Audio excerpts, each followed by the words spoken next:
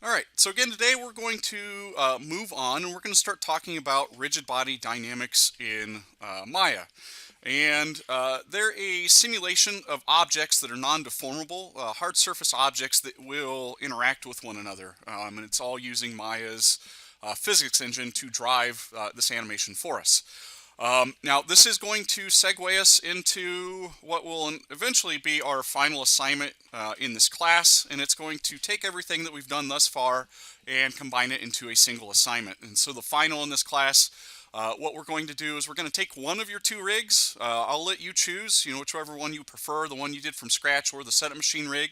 But you're going to animate your character performing some type of motion. So you're either going to shoot your own reference or find reference and animate your character. And then there's going to be some type of interactivity within your scene. So one of the examples that I'm going to show in class, I have the Max rig and he's animated to throw a softball. And we're going to take that ball and we're going to hand key it and then switch it over at a point to become dynamic, and that ball is going to collide with an object. So I'm going to set up a vase, it's going to hit the vase, and then the vase is going to shatter, and all of that interactivity is going to be dynamically driven. And so you guys are going to do something similar. You just need to have some type of object that interacts with another using Maya's dynamic system. So that'll be the final in this class here in the last couple weeks. But again, today we're just going to start by looking at rigid body dynamics. And to start with, we're going to have a couple objects. So I'm going to create a ground plane and a ball so that we can have these two objects interact with one another. So I'm going to come up here and go to create polygons, and let's do a polygon plane. And let's scale this up here. And then I'm going to create a ball. So let's go here, create polygons, and let's make a sphere. And I'm going to drag it up above our ground plane. And so we're going to set up two types of relationships here. In terms of the rigid bodies, there's a active rigid body, which is a body that gets animation based on, again, Maya's physics engine. And then we have a passive rigid body. It doesn't animate, but it does interact and allows the active rigid bodies to collide with it. So in this case, the ground plane. To get to these settings, what we need to do is make sure we're in the correct submenu. So up here in the top left-hand corner, I'm going to switch it from modeling to FX. And all of the different dynamic systems here in Maya will be found at the top. So there's a lot of different options in here. Eventually we will look at InCloth. This isn't one we will do today, but there's InCloth, so we can actually simulate cloth simulation. There's a lot of other stuff you can do with this other than cloth.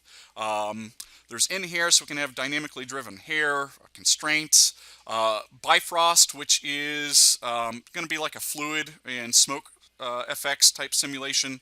Mesh, this is a type of network that we will use once we get into motion graphics, so you guys will take that a year from now, I guess, but we can use this for motion graphics with text and other various objects. But again, the one we're going to be looking at today, it's all going to be underneath this Fields and Solvers menu. So towards the top, you get the different types of drivers or engines that will simulate the stuff for us. And then below, let's say about halfway down, we have these options where we can assign what our objects are. So here we have create active rigid body and create passive rigid body. So again, in this relationship, I need the ball to be active so it will fall with gravity. And then the ground, I need it to be passive. So I don't want it to fall. I want it to maintain its position, but I want other objects to collide with it. So let's go ahead and start setting this up. Now, anytime we do any type of simulation, before we apply these systems, we always want to delete the history of our objects and freeze their transformations. We also want to make sure that we're on the current or starting frame of the animation in our timeline. So before I start applying this, let's go ahead and I'm going to make a custom shelf up here. And under my custom shelf, because I'm going to be using these functions a lot, I'm going to go ahead and load them in here. So under Edit, I'm going to go down to Delete by Type. And on my keyboard, before I click on History, I'm going to hold Control and Shift and left click once on History. And it's going to create a shortcut there for history. I'm going to do the same thing for freezing transformations. So I'll go to Modify, and then on my keyboard, hold Control and Shift and left click once on Freeze Transformations. And then I'm going to mark key drag and select both my sphere and my ground plane. And let's delete their history. and freeze their transformations. And then I just want to make sure my current time indicator is here at the beginning of my animation, so I'm going to make sure I'm on frame 1. And then in order for this to play back correctly, I'm just going to right click on my timeline and go up to playback speed, and I'm going to select play every frame max real time. And now let's start setting up our passive and active rigid bodies. So I'm going to grab my sphere first. I'll go up to fields and solvers, and let's go down to create active rigid body. And then let's select the ground plane, and with that selected, let's go to fields and solvers, and let's make this a passive rigid body. Now if I hit play, nothing's going to happen because we haven't attached a gravity field to this yet, so it doesn't know how to interact because there's no sort of simulation set up for our scene. So let me stop that. Let's go back to the beginning frame, and to apply gravity to an active body, what we'll do is we'll select the active body, so in this case the sphere, and then let's go up to fields and solvers, and we're going to add a gravity field to this. And so that gravity field is what dictates all the simulation on this object, and if I were to hit play, now my ball should fall to the ground and it's going to bounce until my timeline ends, and then it's going to start back over again. Now it's falling really slowly, so if we wanted to maybe change how this is falling, let me go ahead and hit stop. With simulation, and we'll talk about this again here in a little bit, we never want to, once it's set up, we never want to just click or scrub through our timeline at this point, because it needs every frame to calculate our simulation. So if we just start clicking around, it's going to break the simulation. So instead of clicking around here, I'm going to use my playback controls in the bottom right hand corner, and I'm going to click on this icon that's it's the double arrow pointing to the left. I'm going to go ahead and click that. We'll go back to the first frame here, and then let's select our gravity field over here on the outliner. And then if you look over in the channel box, there are all the settings for our gravity field. Now there's a few things we could play around with, but for the most part, with our gravity field, we generally only use magnitude, and the magnitude setting here by default is set to 9.8, and this dictates the overall impact our gravity has over our scene. Now, this is based on the scale of your scene, so at the current scale, 9.8 is a little low, and it's not really comparable to real world gravity. So I would need to increase this in order to get my ball to fall a little more realistically, at least for the scale of this scene. And so instead of 9.8, let's change this to 98. So let's go ahead and key in 98, hit enter, and then if I hit play, my ball should fall a little quicker, and it's going to feel a little more realistic in how it's interacting with gravity now. So it's less floaty or slow. Alright, so let's go ahead and stop that. Let's go back to the beginning frame here, and let's see, what else do we need to talk about? Both your active and passive rigid bodies also have their own settings that dictate how they're going to interact within a simulation. So if you were to click, let's say, on the ball, and take a look at the channel box now, underneath the input nodes, you have a lot of different settings, which we'll talk about in a little bit. But if you scroll down, there's an option for bounciness. And so this one's pretty straightforward. If we were to play with this bounciness, the more we increase this, the bouncier our ball will be, the lower. So if I key in, let's say, a 0 and hit play, it's not really going to bounce a whole lot, if at all. Now, the reason why it's still bouncing a little bit is because our ground also has bounciness. And so it's just factoring that in. But if I were to come in and, let's say, overshoot this, let's key in 10. It's probably going to skyrocket this ball into the air. So let's see. Achoo! So that's going to send it flying. So again, all of our objects, including the ground, so the passive bodies and the rigid bodies, are all going to have all of these same settings, which we can fine tune and tweak to get the type of performance we want. So I'm going to kick that back down to 0.6. Let's see, what else? It also takes into account things like the shapes of our both the active and passive bodies. So depending on how these are oriented, it will calculate the simulations based on that. So let's say our ground plane, for example, if I were to rotate it with a slope here, it's going to factor in that slope, and our ball should hit this and then start rolling off of our slanted surface. So it's going to bounce off of that and then fall into the pit of despair. We can have multiple objects. So right now I have a ground plane and a ball, but I can have multiple passive bodies. So if I were come up here and let's go to create, let's create a plane.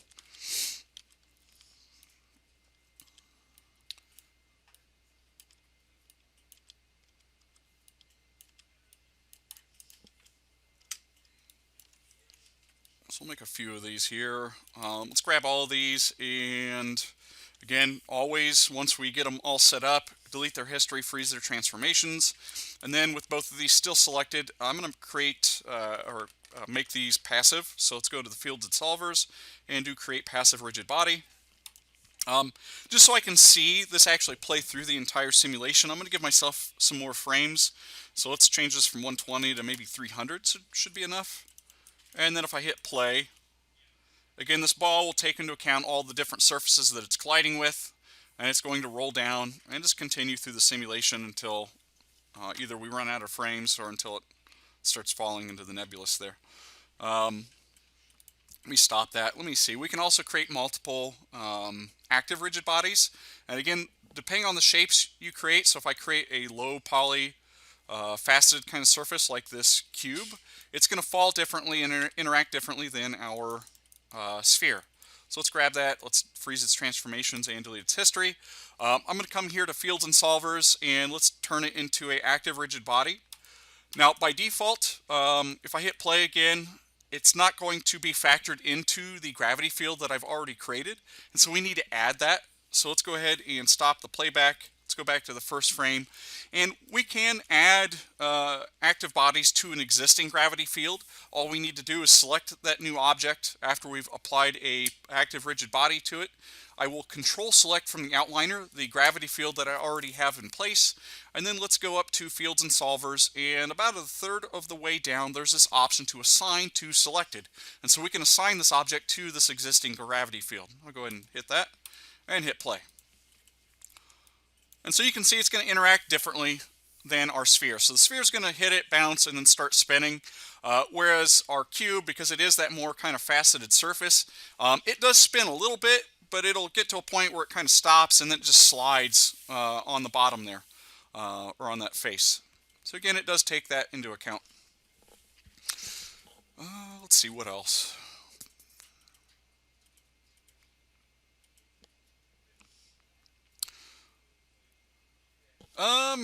We can maybe even change the properties of an individual passive body. So I'll leave these at 0.6, but this bottom one here, let's set that one up to 10.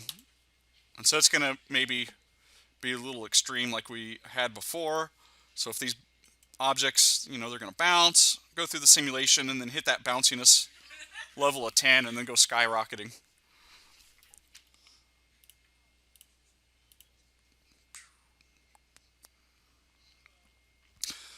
Now, it is having to calculate this in real time, and so if we have multiple objects, the more objects we have colliding and interacting with one another, the more taxing or intensive it's going to be on our computer or the hardware, and it will slow Maya down. So we do want to keep that in mind, but let's look at maybe setting up a scenario where we have a volume that catches several active bodies, and we'll look at ways we can animate that to change these simulations. Let's stop this playback. I'm going to do a new scene, so I'm going to press Control N, and I'm not going to save this. Let's go ahead and let's create a sphere. I'm going to lower its subdivisions here just to help the simulation out a little bit. So again, the higher or the more dense your geometry is, the longer it's going to take to factor this in. So I'm going to go ahead and just take this down to something like that. Should be good. Let's create a volume to catch this object. So I'm going to come in here. Let's do a cylinder. And I'll make it a little bigger here.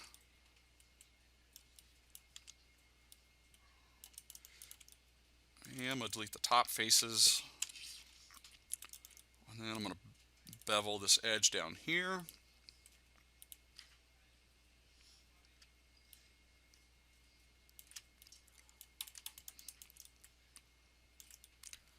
And that might be a little big. Let's see. That should be Good. I'm going to put it down here a little lower underneath our ball.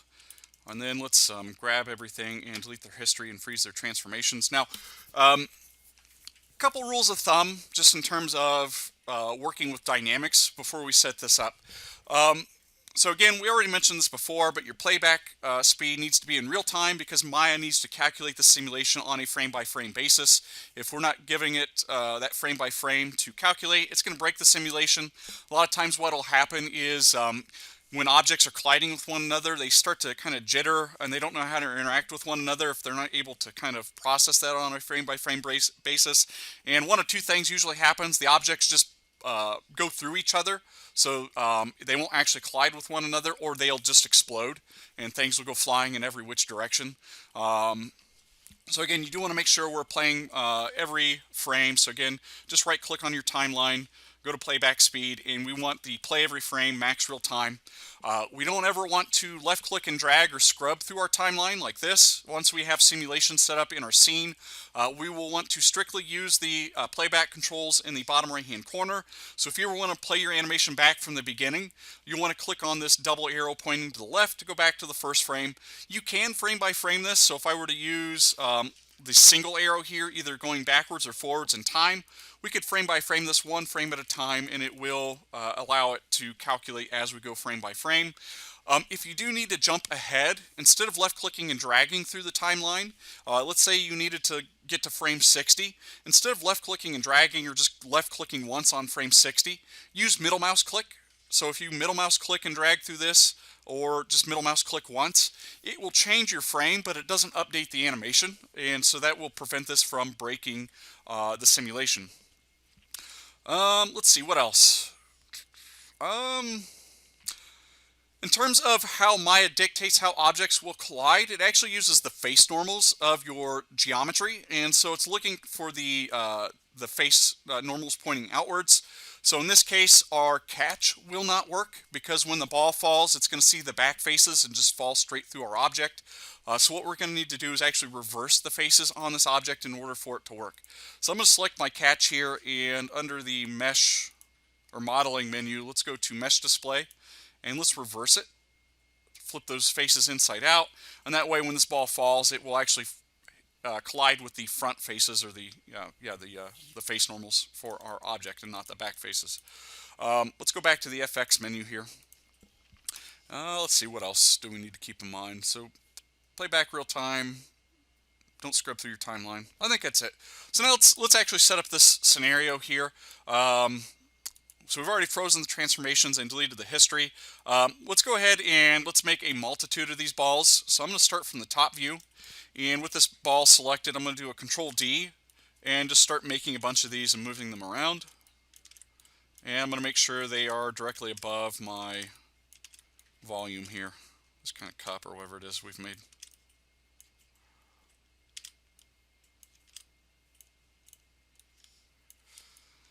I guess another rule of thumb to sort of think about when we're doing this, we can't have intersecting geometry when we are setting up our simulation.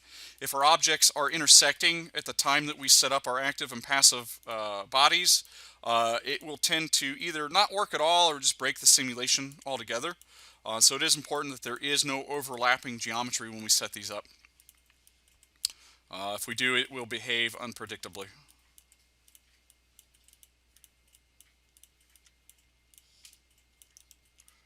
And let's go ahead and duplicate these and pull those up. So we're going to see if we can crash Maya today. This actually isn't too taxing, I don't think. We could get there if we wanted to, though. Alright, now, again, I created new geometry and moved it around, so let's go ahead and select everything one more time. Delete the history, freeze transformations, and then let's start setting up the active-passive rigid body relationships. So I'm going to go ahead and start with my passive body, which is going to be my volume or container. I'll select that. Let's go to Fields and Solvers, and let's go down to Create Passive Rigid Body. I will then select all my spheres, and with all of these selected, let's go up and go to Fields and Solvers, and let's make them active rigid bodies. And then with these still selected, let's add them to a gravity node. So I'll go to Fields and Solvers, and let's add gravity. And then anytime I add gravity, I just immediately select it. Let's go into the channel box, and let's change its magnitude to 98. And I'm probably going to need some more frames here. So let's, I may have actually just messed up. So I set that up while I was on frame 62. We'll see if this messes up. But I'm gonna give myself maybe 400 frames. I'm gonna go back to the first frame and hit play and hope that it works. Cool.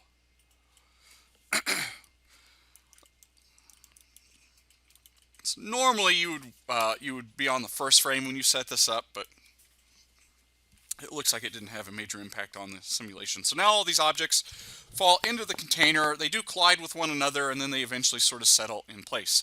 Now, something else to keep in mind with our active and passive rigid bodies, the active bodies are constantly being calculated by Maya's physics engine. So even once they're settled in, they're still being calculated within that gravity field and being simulated. Now, because of that, we can't really animate or hand key those objects. They're all being purely animated from that gravity field or the simulation. But the passive body, we can animate. And because the passive body is a passive collider, it will still interact with our active rigid bodies. So let's look at maybe animating that. I'm going to hit stop, and what I would like to do is go back to the first frame.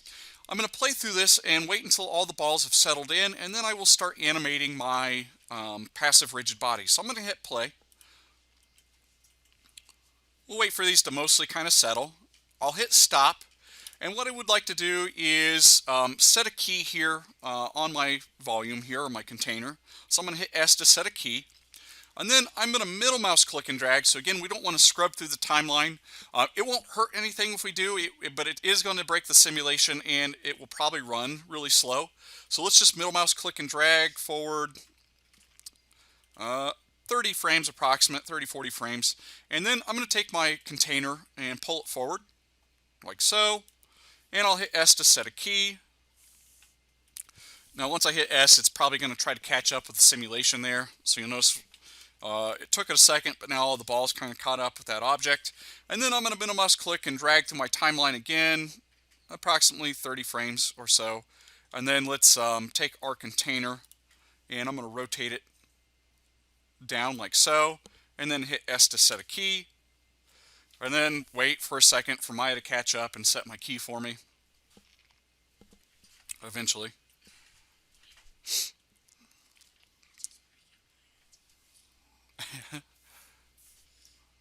Oh, maybe I didn't hit S. There we go.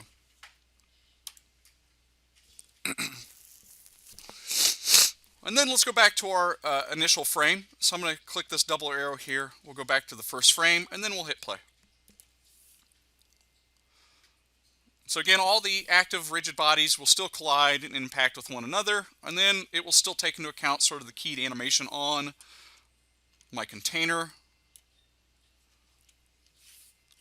And so once this dumps or rotates over, all these will roll and dump out of our container, and again fall for an eternity. Let's see, what else can we do with this? So let me stop this. And so, like I said, it does take into account sort of the shapes of your active and passive rigid bodies when they interact with one another. Let me do a new scene here. I'm going to create a cone and a torus. And I'm going to shape this cone up a little bit. And then let's grab this torus, and I'm going to lower its section radius here. We'll play a little bit of ring toss. Let's grab both of these, and let me position the ring here. I'm going to take this and drag it up a little higher here above the cone, and then let's grab both of these, delete their history, freeze their transformations, and then I would like the cone to be passive. So let's go here to Fields and Solvers and add a passive rigid body to it. And then for our torus here, let's make it active. So create an active rigid body on that. And then with our torus still selected, let's add some gravity to it. So we'll go to Fields and Solvers, and we'll add gravity. And then just immediately come in, and for the magnitude, let's change that to 98. So again, it's more like the gravity here on Earth. And then if we hit play, holy moly. It doesn't usually do that with the default settings. So there might be something screwy going on here. Let me make sure we're playing back real time. We are. Um, that's bizarre.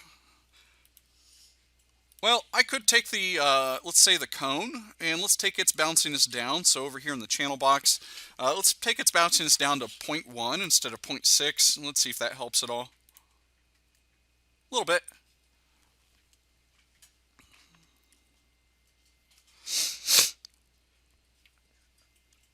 And so I can animate our cone if I wanted to. So I'm going to go back to the first frame, and I'm going to frame by frame this and find at what frame this cone needs to be in this position to catch the torus. So over here on the far right of our playback controls, I'm going to press this this single arrow pointing to the right once, or one at a time, and we'll just frame by frame this. And so I probably want this cone to end up in this position right at about frame 12, right before the torus gets there. So I'm going to go ahead and on frame 12 key the position of my cone. And then I'm going to go back to frame 1. And I'm going to push this back here. And on frame 1 I'll set a key. And then if we hit play, we can have our cone catch the torus there. And again, because of the it's factoring in the shapes of our two objects, it's able to catch this kind of torus there.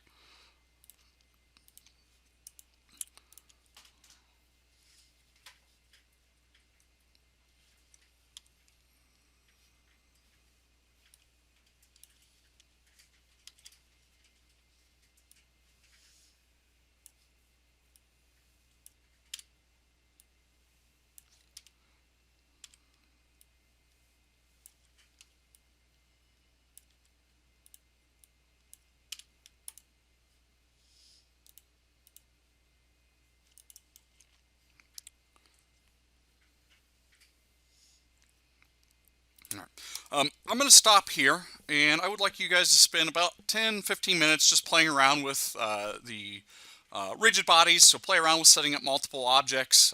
You maybe set up a container, or just having multiple objects, or passive and active colliders, and just see what kind of stuff you can do with this, and just get acclimated to setting up the gravity and the different settings associated with that. So I will stop here.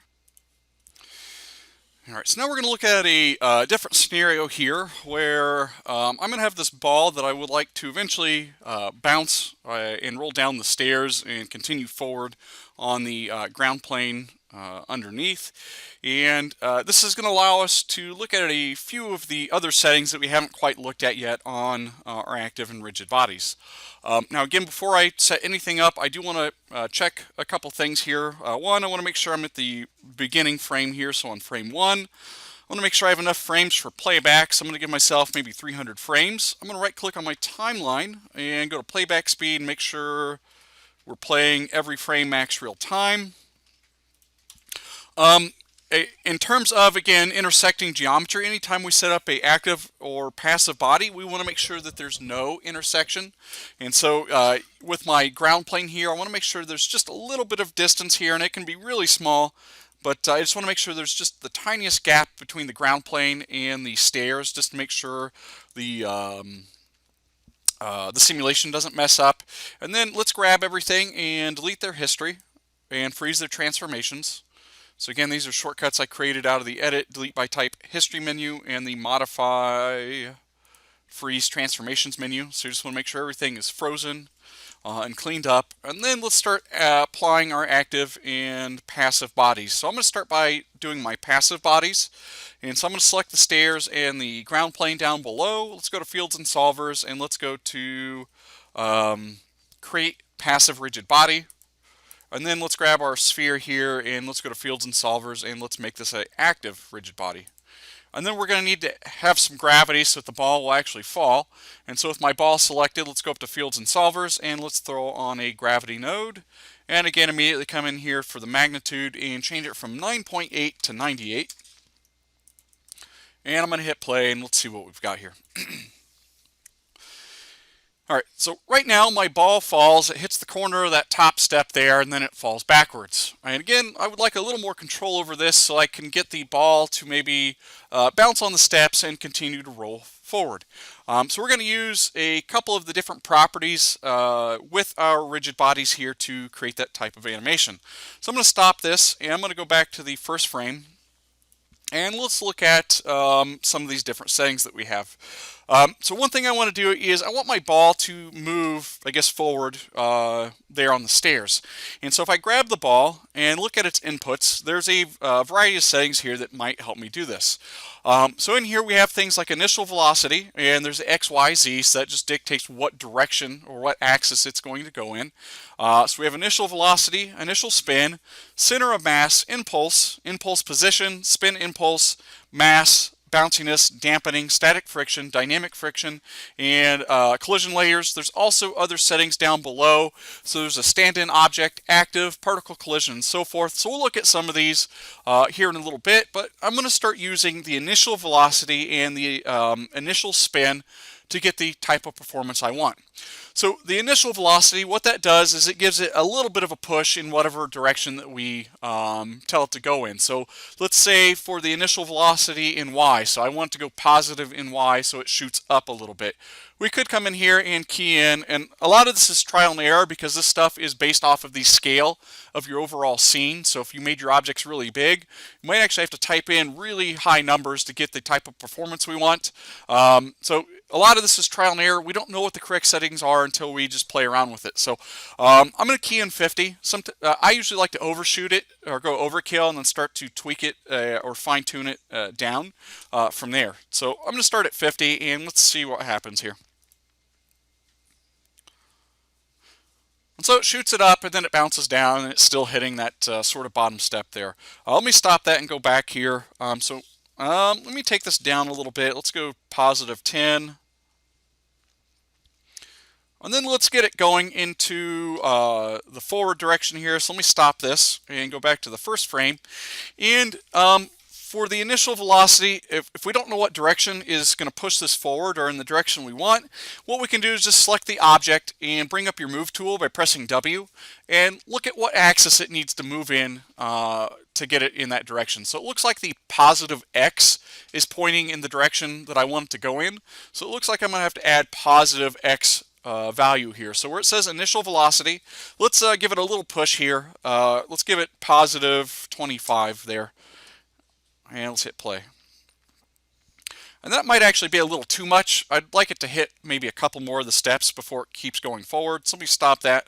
Let's go back to the first frame, and instead of positive 25, let's try 10 and see what that does. And so that's a little better. So it hits, it looks like that first or second step, and then it continues to bounce and spin or rotate. All right, so that's the initial velocity, and again, all that does is it just gives it a little push initially, and this force does degrade over time, so it doesn't continue to push it. So let me stop that real quick and go back to the first frame. And so I'm going to memorize this value of 10 because I think that's working pretty well there. But I'm going to key that to 0 just so we can look at what impulse does. Now, impulse is very similar to velocity. The key difference here is that impulse never stops. So it's kind of like mashing your foot down on the pedal and never letting go. This thing is just going to shoot for eternity. So let me position my camera here and let's give it some impulse here in X. So let's do maybe impulse 10 since that's the same setting I use for velocity. Boo! And so it will never stop. It's just going to keep going forward in X. So there's not a lot of instances in which I use impulse, especially if you need a fall off in your animation over time. This probably wouldn't be a good thing to use. Let's go overkill. Let's try 100.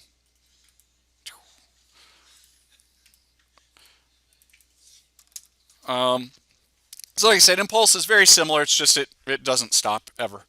Let's go up here to initial velocity X and let's key in our value of 10 again. And let me hit play just to make sure it still looks okay. And so now it's being weird. There we go.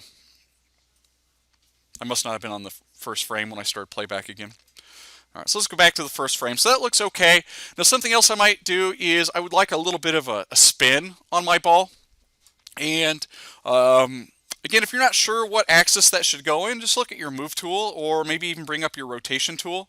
And it looks like if I wanted it to spin forward, I would have to do it in the x-axis, which is this. Right now it's yellow, but if I deselect it, you can see it's blue. So the blue axis is what's going to create the spin on our ball.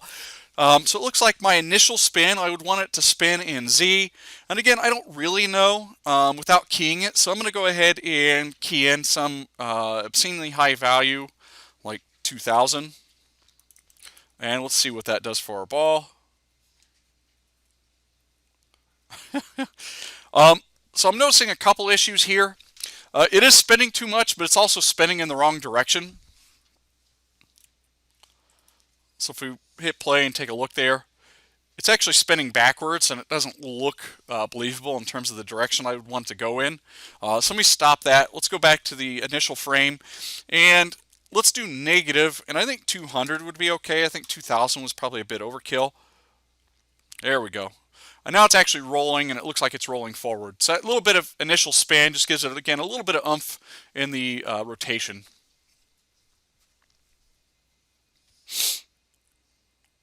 So now we get it hitting a couple steps and then it rolls and again falls off our ground plane there. So let's stop that. Let's go back and let's see if there's some other settings we can play around with. Center of mass. Now this isn't something I would typically change, but what the center of mass does is it dictates the center of your object or where it will pivot or rotate from.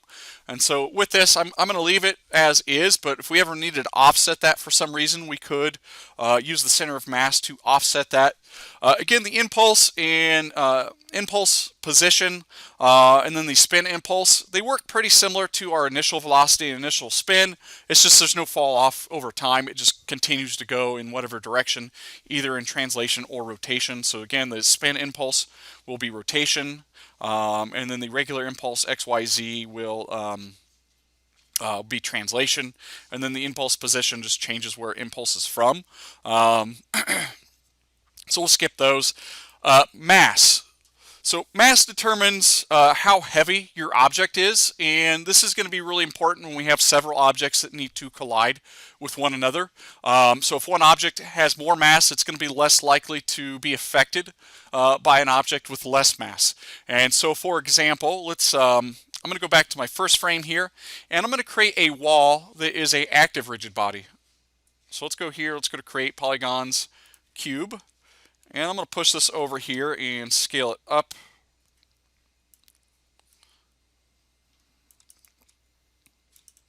Make it a little taller there.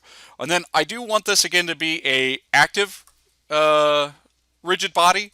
And I do not want it to intersect the ground plane when I set that up, because again, it might break the simulation or it may just not work at all. So when I do position this, I want this to eventually fall on the ground and just settle.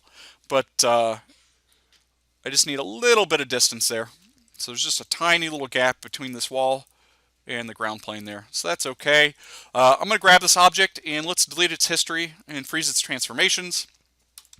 And then let's turn it into an active rigid body. So I'm going to select the wall. Let's go here to fields and solvers and let's make it a active rigid body. And then I also want it to be factored into the same gravity as our sphere. So with this still selected over here in the outliner, I will hold the control key and control select the gravity field 1. And then under fields and solvers, let's go down to assign to selected. Now by default, they both have the same mass. So if I select the ball and look at its mass, it's set to 1. If my wall, if I select that and look at its mass, it's also set to 1. And then if I hit play, because they have the same mass, the ball is able to nudge or reposition my wall, and it actually just pushed it off the ground there. So let me stop that. Let's go back to the initial frame. And so if I want my wall to be more rigid, and I want to prevent the ball from being able to interact with it, or at least push it around, I could select the wall, and let's jack up its mass to something really high, like let's say 50. And so it's 50 as compared to a mass of 1, which is our ball over here. Now if I hit play, the ball is going to hit it, bounce off of it, and nothing's really going to happen because the mass is just too great on that wall. Now, we could inverse this kind of relationship. So if I grab my wall, let's set its mass back down to 1, and let's make our ball a mass of 50. Now it's a force to be reckoned with.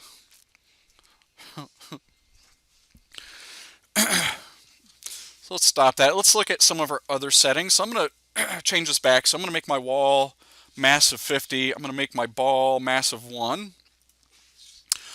Everything's going to have its own bounciness, so the floor, or I guess anything that's a rigid body, so it doesn't matter if it's active or passive, it's going to have these settings, and it is going to dictate or factor how your objects are going to interact with one another. So let's say our floor is made of rubber. I could take this floor and take its bounciness up to, you wouldn't ever do this probably, but let's take it up to 15, and then hit play.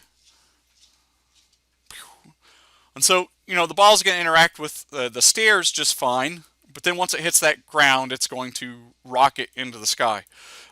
So we probably wouldn't do that with the ground. The ground's not going to be that bouncy, so I would maybe take the ground and put it down to like I think default is 0.6. Yeah, so let's take the ground down to 0.1. The stairs probably wouldn't be very bouncy either, so let's take that down to 0.1. The ball, so you really just need to think about, what is this object made out of? What type of ball is it? Is it a rubber ball? Is it a basketball, tennis ball? Is it a bowling ball, lead ball, those sorts of things? And that would dictate this setting. So, if it were a rubber ball, the bounciness is probably going to be higher than this. If it's a bowling ball or a lead ball, it's going to be pretty low. So, let's say it is a bowling ball or a lead ball. Let's do 0.2. And now it won't really bounce as much, and then it will continue to roll and interact with our other objects in the scene. If it were maybe a basketball or a rubber ball, it would be maybe a little higher, 0.7, 0.8, somewhere around there. And so like I said, a lot of this is just trial and error. So it'd probably be a little bouncier than that even. Let's go to 0.9. Because a lot of these settings, again, are based on the scale of your scene. Let's do 2. I'm not really getting the kind of bounce out of this that I want.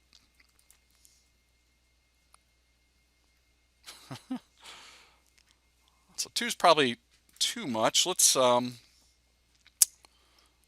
do 1.5. So that might be a little more like a basketball, possibly. Dampening. So let me stop this and go back to the initial frame. Dampening just causes a fall off over time with your dynamic simulation. So by default at 0, it's not going to increase the fall off at all. But the higher we increase this, the faster it's going to drop off. Generally, you only want to use a range of 0 and 1 with this. You typically don't want to go much higher than 1 on the dampening. But let's maybe go a little overkill with this. I'll set it up to 5. And that should pretty much stop our animation almost right after it happens. So let me go ahead and hit play and let's see. And so the ball gets pushed just a little bit and then it just falls immediately to the ground and settles into place. So again, the dampening just creates a drop off in the simulation. So, we probably wouldn't do 5, but maybe 0.5. Let's see what happens there.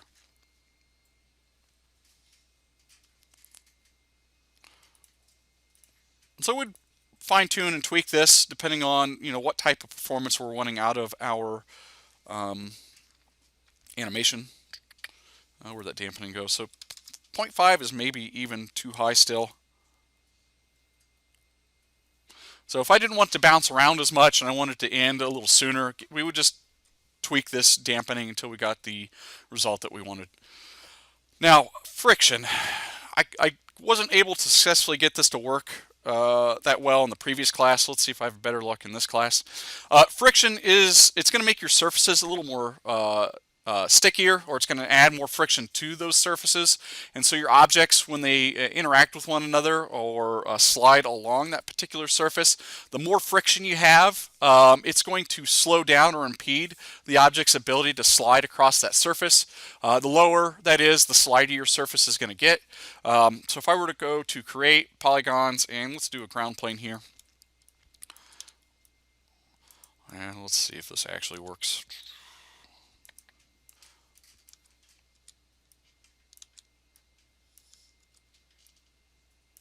And I'm going to use a cube just because it has a faceted set of faces here.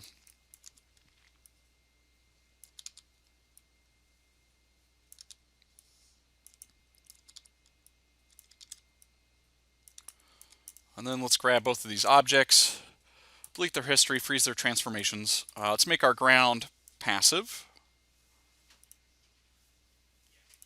Let's make our cube active.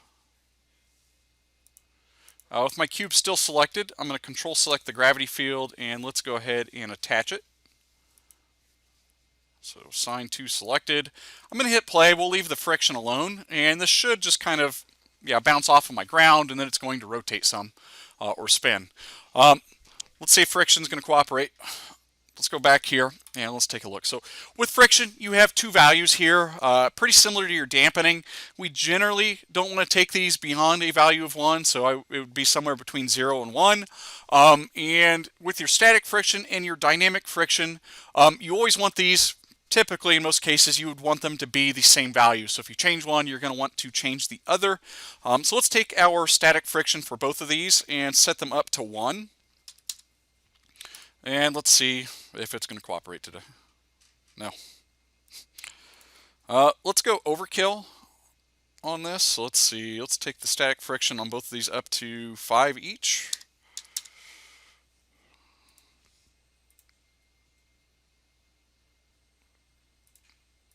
Let's try 100. Yeah, I don't know why it's not working.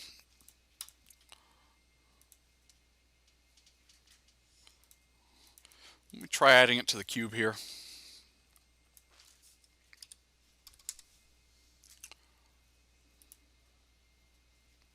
Yeah, no idea.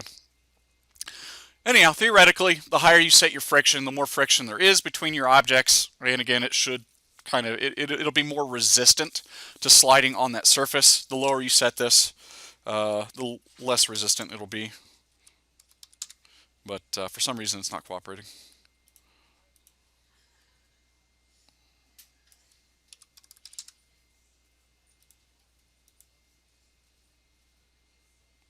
Well, now it's working. Kind of. You really shouldn't have to use such an extreme value to get that to work either. I don't know. Let's see, what else do we have to look at here? So that's friction. Let's look at collision layers real quickly.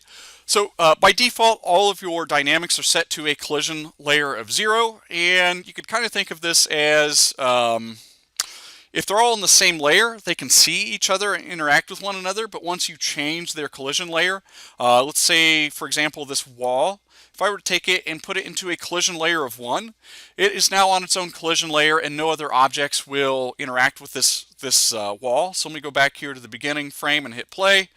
And now because it's not on the same collision layer as our ground plane, it just falls through. And so we can have multiple objects on different display layers so we can discern, which objects can and cannot interact with one another. We'll look at that more in depth probably on Wednesday or Friday with a more complex setup here.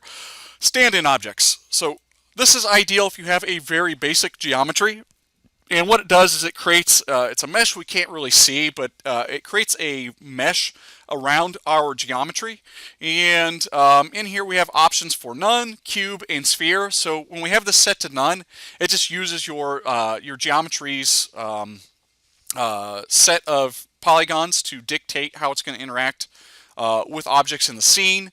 But if you switch it to cube or sphere, it's going to create this respective object around your active collider, and it's going to theoretically speed up your animation. So sometimes this can be useful if we need faster calculations. I'm going to try, let me take the sphere here and change its stand-in to a cube. So again, we can't see it, but if we hit play,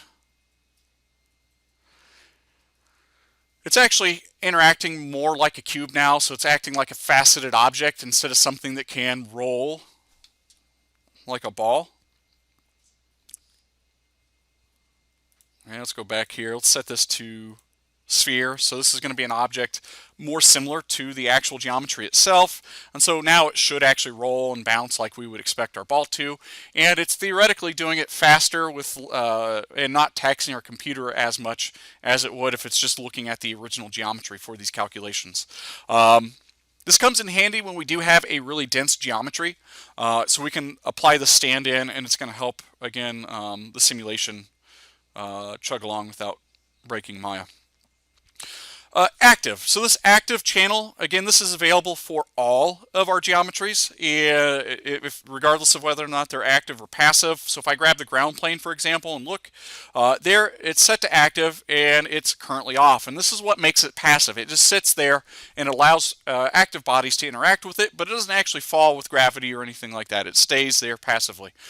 So we could toggle this off, on and on at any time. So if I were to grab my ball, for example, and come in here and turn active off by keying in a 0 and hitting enter, and then hitting play. Now, gravity's not working, but because of that initial, because we added initial velocity, the velocity is still trying to push it in space, but it's no longer falling with gravity. Let's see, what else? Let's turn that back on. Particle collision. So we haven't talked about creating emitters with particles, but we can have our rigid bodies dynamically interact with particle simulation in our environment or our scene here.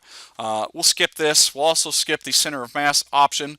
The next option we have is ignore, and so by default this is turned off. If we key in a 0, it's going to, I'm sorry, key in a 1 and hit enter. This will be ignored within our simulation, and so it completely stops altogether. So it's not even going to factor in the initial velocity and spin and all that I added earlier. Let's turn that off. And then there's collisions. So by default, collisions is turned on. If we turn this off, it should just fall through our stairs and our ground plane because it's not being permitted to collide with other objects. Phew.